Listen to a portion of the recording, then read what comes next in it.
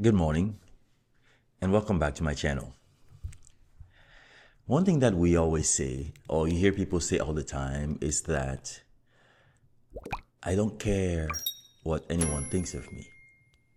I know who I am who I am, and I will not let society pressure me into being something that I'm not. Well, today, in this video, I'm going to tell you why you should care what society thinks of you. In fact, I would even go as far as to say that the perception that society has of you should be one of the main things that you care about. Now, before we get into it, I'll ask you three things.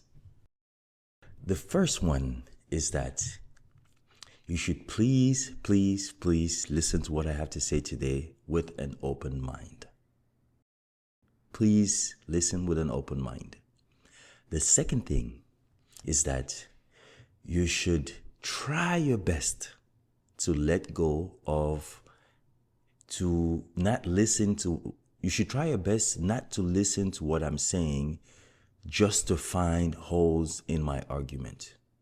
Please take time to listen and try to listen to what I'm actually saying versus just trying to find flaws in my reasoning.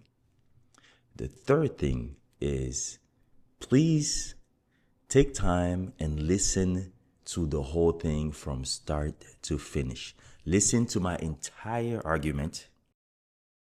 Once you're done listening to it, process it, and then come back and make your, and share your opinions. Which is the fourth thing is please, when you're done listening and all these things, please, I would love to share your thoughts. I would love to hear your thoughts on this, because this is my reflection over time. This is my reasoning, and this is me just challenging the norm and sharing some of the things that I've implemented in my life over time to help me grow.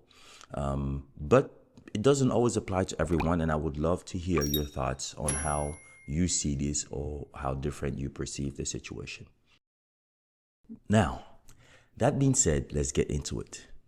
I think one mistake that we make quite often in how we speak about ourselves is that we confuse self-esteem with our identity or our value in society. The fact of the matter is that self-esteem and value are two completely different things, or self-esteem and your identity are two completely different things, because self-esteem is the way that we view ourselves, the way that we feel about ourselves, and our identity is the way that society views us, the way that society feels about us. And so our identity is mostly defined by society. And sometimes I think the mistake that we make is we have this perception that we can separate our identity from society's perception of us. I've come to realize that we can't do that. We can't separate our identity from society's perception of us, because the perception that society has of us is exactly what our identity is. Now think about it. If you want to define what really defines your identity, things like your name, your age, your gender, your nationality, your sexual orientation, your profession, your credibility, and things like that. And what do all those things have in common? Is that they're social constructs. And they're all things that are defined by society. And if you think all those things away, if you take all those social things, you take all those society things that define identity away, you take everything away, then you're left with nothing. You're left with nothing. For instance, even our name, think about your name. What value would your name have if nobody used it? Our name is of no value to us in reality, so our name has no meaning unless people use it. If you're in a society where there's no one, it's just you, then you won't even need a name, right? So all those things are really like we like to think that we are ourselves, we have our identity, but in reality, everything about us, everything about our identity is defined by our environment. Everything. And so, what this means is that nothing has value in itself, right? Nothing has value in itself. What gives value to things is not the thing themselves, but it's entirely the environment in which those things are found. Think about if you had a $100 bill. What's the actual value of a $100 bill? That actual bill has no value. That actual bill by itself has no value. What makes it valuable is the society in which it is found. So that $100 bill in America at a certain point in time is worth the equivalent of, a pair of shoes. But, 20 years from now, 10 years from now, that $100 bill would definitely not be worth the equivalent of a pair of shoes. So the bill itself doesn't have any actual value. It's the society that defines the value of the bill. And if you take that bill from America and take it into the middle of the Amazon rainforest, for example, over there it would have almost zero value. And that's the logic. Think about Tesla, for example. Tesla is probably the most valuable car brand in America. One of the most innovative and valuable cars that you can find on the market today in America. What's the actual value of a Tesla? Well,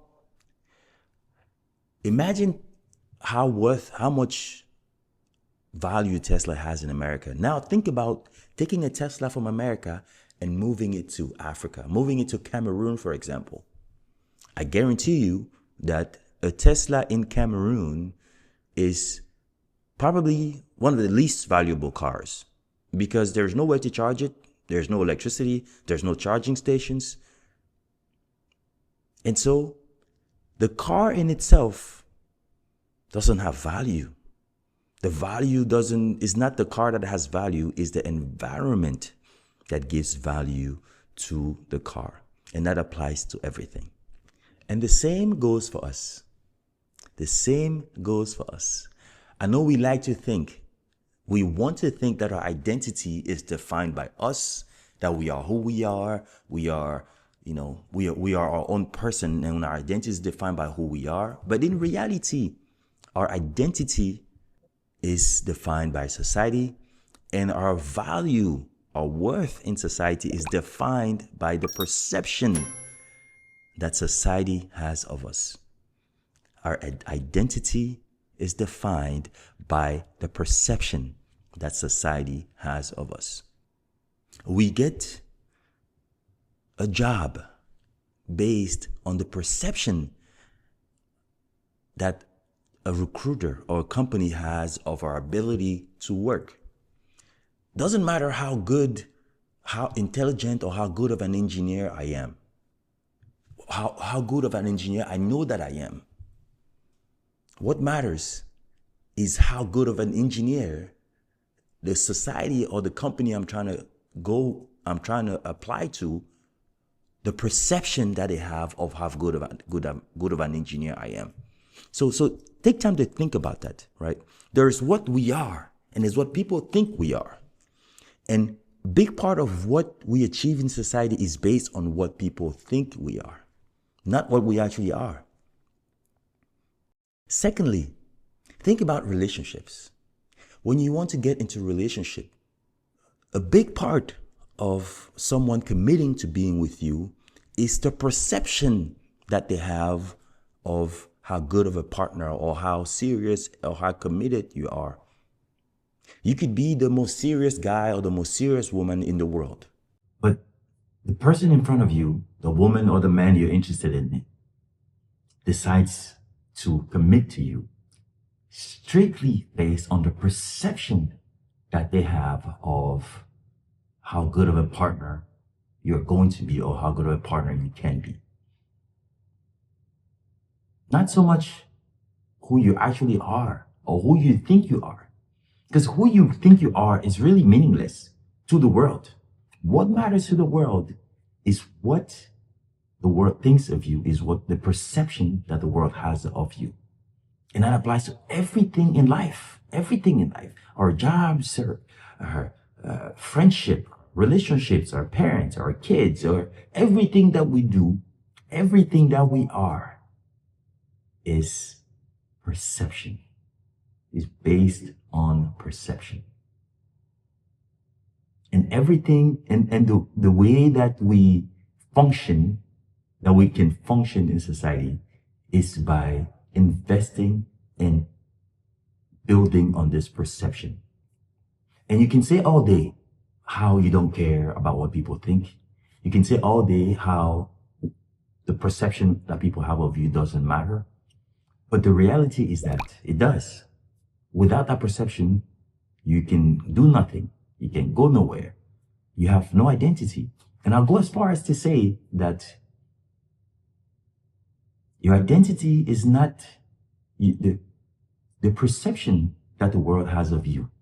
Is not just what people think of you. It's not just a perception. It's your actual identity. And we must accept, I think, we must accept the notion that we are exactly what society thinks we are. And we cannot separate that from our identity. And once you can have that mental shift in your mind, it's something that happened to me a few years ago. I'd say probably 10 years ago that I realized this. And once I switched that in my mind, it completely changed how I approached growth. So then the question is, why? What's the point of all this? What's the point of all this? And to me, the point is simple. The point is that you should care about what people think of you. You should care about the perception that society has of you. In fact, I would go as far as to say that it should be one of the main things that you care about. Now, this doesn't mean that you should care about every single thing every single person says. That's not it. And there's obviously always exceptions to everything. But in general, you should care about the general opinion that people have of you, because that opinion is what makes you who you are. And if you want to really grow, if you want to really evolve as a person, if you really want to change a certain aspect of yourself, of your identity, and this is the part that is probably going to be a little more controversial in this whole video, but hear me out. It's something that I've applied to my own life, and I'm telling you, this has worked fantastically for me. If you want to change something about your life, start by trying to change the perception that society has of you on that specific aspect. Start by, rather than trying to just enact the change internally within yourself, think about perception and try to change the perception that people have of you.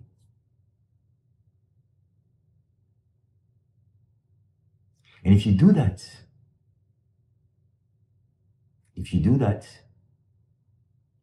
you're going to change your brand. You're going to change your brand, or you're going to build your brand in that specific area.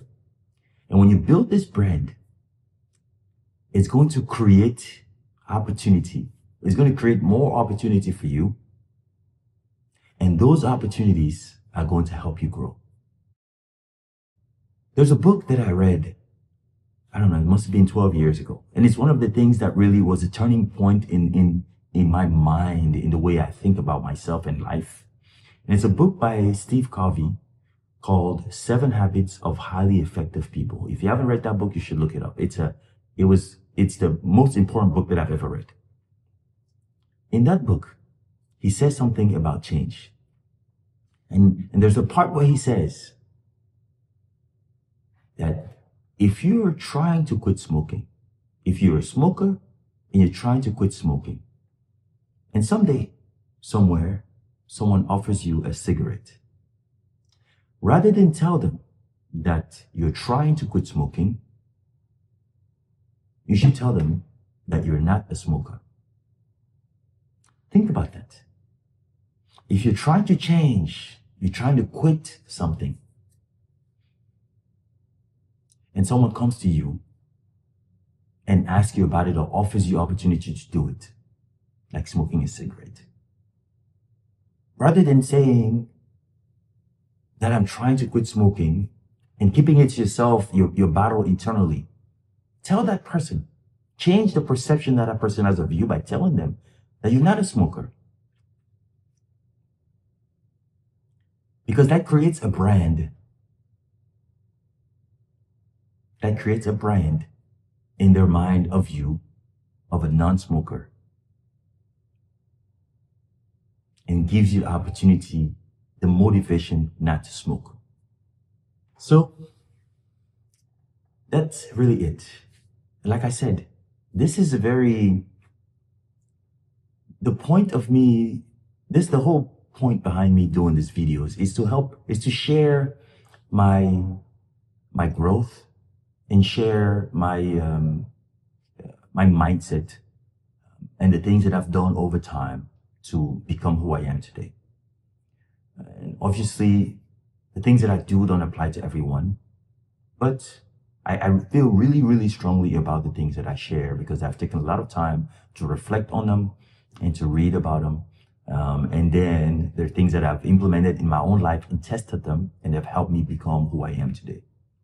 So, like I said, please take time and process what I've said and make your own sense of it. And then please come back with your feedback. But in summary, don't run away from the perception that society has of you.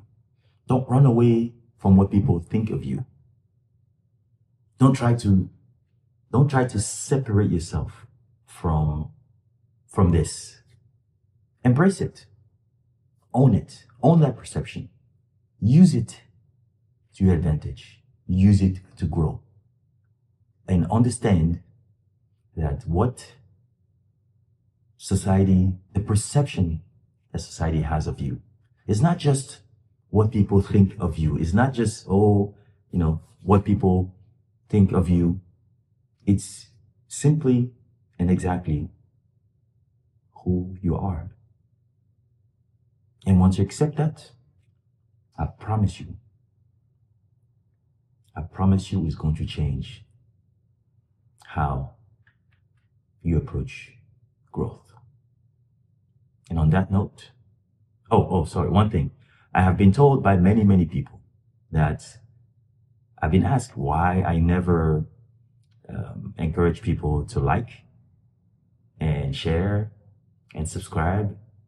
So today, for the first time, I'm going to say, please, if you do like my content, if you appreciate the things that I share, please please subscribe to my channel, please share. And on that note, until next time.